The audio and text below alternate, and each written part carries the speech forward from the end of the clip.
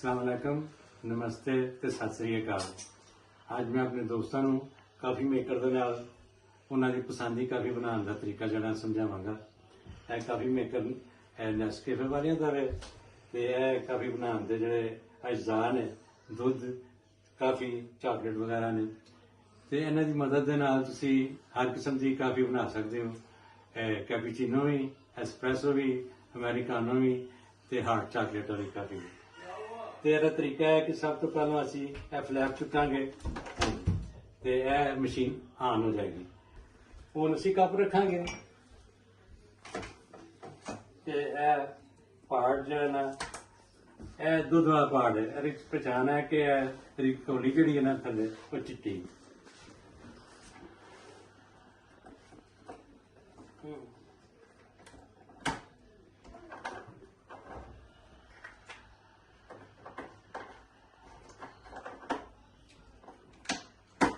और डायल में घुमा देंगे। असं वेखना है कि यह 7 बत्तियां ने तो यह 6वीं बत्ती से फिक्स हो जाए तो उस बाद असी जरा ना निशान लाल का आम तौर पर लरसदा, लेकिन इसलिए चूंकि जमिया का अपनी जगह का मतलब कि मशीन असी सही चल रही है तो असी हम आन जन करना तो इतने असी उंगली नाल दबावांगे और मशीन चल पई है। और दुध जो ना एक धार की शक्ल के कप च आ रहा।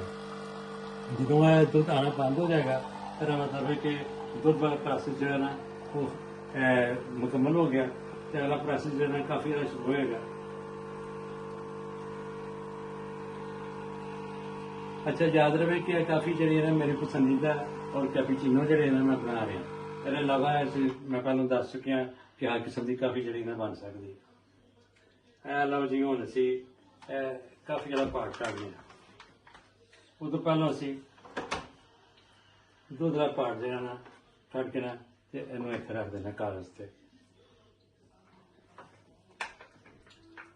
काफ़ी ज़्यादा पार्ट जो ना जरा फस गया निकला। काफ़ी ज़्यादा पार्ट जो है असी एंटर कर देने फिर फ्लैट जो बंद कर देना। काफ़ी जी ना एक नंबर से जो ना बत्ती आनी चाहिए।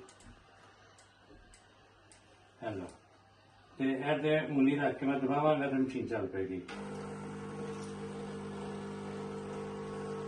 उन्हें काफ़ी एक धार की शक्ल के मिक्स होएगी और थोड़ी काफ़ी तैयार है।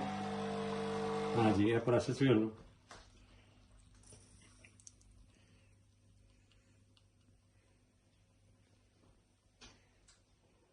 हाँ जी, काफ़ी असी हम चुक लें जी ना काफ़ी चीनी तो बगैर जे तो किसी का टेस्ट चीनी वाला नहीं तो वह इस तरह पी सकता, तो जो चीनी पा के पीनी है तो ज़ाहिर कि चीनी भी मेरे को मौजूद है। क्योंकि मैं चीनी वाली काफ़ी पसंद करना तो इसलिए करके मैं अपनी पसंद ब्राउन शुगर के 2 क्यूब पावांगा। हेलो तो इन चमचे नाल लावांगा।